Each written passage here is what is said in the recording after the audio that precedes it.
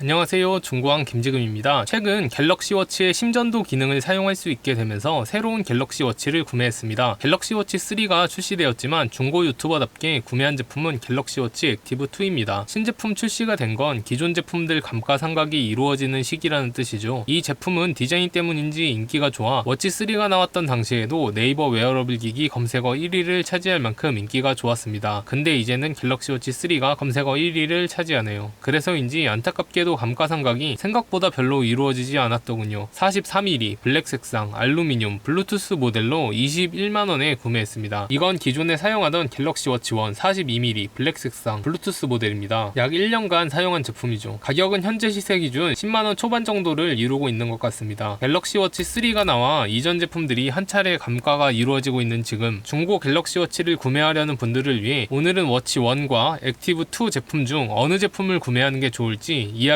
해보려고 합니다. 세부적인 스펙보단 제가 직접 사용하면서 느꼈던 실체감을 중점으로 말씀드리겠습니다. 아무리 성능이 어떻고 기능이 어떻고 해도 실제로 쓰고 체감이 돼야 의미가 있겠죠. 스펙, 배터리, 액티브2가 승리 이런 형태로 가진 않을 겁니다. 두 기기 간 비교를 하는 영상이다 보니 기능적인 부분에 대해선 설명이 부족할 수 있습니다. 워치의 기능적인 부분은 이 영상을 참고해주세요. 그 전에 라인업 정리부터 하고 가겠습니다. 애초에 갤럭시 워치는 플래그십, 액티브는 보급형으로 라인업을 잡은 듯 하였습니다. 하지만 액티브 1과는 달리 액티브 2가 워치 1을 뛰어넘는 스펙과 가격으로 출시되었었죠. 그래서 워치 2는 액티브 2를 상회할 만한 스펙으로 나오겠다 예상을 했습니다. 실제로 새로운 워치는 액티브 2를 상회할 만한 스펙과 가격으로 출시가 되었지만 네이밍이 워치 3가 되었습니다. 액티브 2를 워치 2로 치고 출시한 것 같습니다. 근데 마냥 그렇게 생각하기도 어려운 게 워치 3는 워치 1의 디자인을 계승했죠. 액티브 2에는 없고 워치 1에는 있는 베젤링이 탑재되었습니다. 추후 액티브 3가 나올지 이대로 워치 시리즈로 통일해 밀고 나갈지는 두고 봐야 할 것 같습니다. 제 사견으론 그냥 워치 시리즈로 밀고 갈 것 같네요. 아니면 갤럭시 S와 노트처럼 단순 숫자 네이밍을 맞추기 위한 것일 수도 있고요. 워치 1과 2의 가장 큰 차이는 디자인입니다. 앞서 말씀드렸듯 워치와 워치 액티브는 디자인의 근본이 다릅니다. 워치는 아날로그 시계를 본따 만들었다면 액티브 시리즈는 철저히 스마트워치스럽게 만들어졌습니다. 그 증거로 갤럭시 워치의 프로모션 이미지를 보면 아날로그 감성을 살린 모습을 보여주었고 액티브 시리즈의 이미지를 보면 디지털스러운 디자인을 강조하고 있죠. 때문에 갤럭시 워치의 경우 아날로그 시계처럼 꾸며 사용하는 경우도 많이 볼 수 있습니다. 갤럭시 워치는 기본 스트랩 외에 아날로그틱한 메탈, 가죽 등의 스트랩도 잘 어울리는 편입니다. 반면 갤럭시 워치 액티브 2는 기본 고무 스트랩이 제일 잘 어울리는 듯 합니다. 워치 1에서 사용하였던 세라믹 스트랩을 장착해 보았으나 이질감이 들어 결국 기본 스트랩으로 다시 변경을 했습니다. 컨셉 차이가 나는 이유는 베젤링 때문입니다. 베젤링은 디자인 측면을 넘어 기능적인 측면에도 영향을 끼칩니다. 이 베젤링을 돌려 화면을 전환하거나 아이콘을 선택할 수 있죠. 베젤링을 돌리는 감각과 직관적인 움직임은 갤럭시 워치만의 장점입니다. 때문에 액티브 시리즈에선 이 장점을 살리기 위해 액티브 2부터 터치식 베젤링을 적용하였습니다.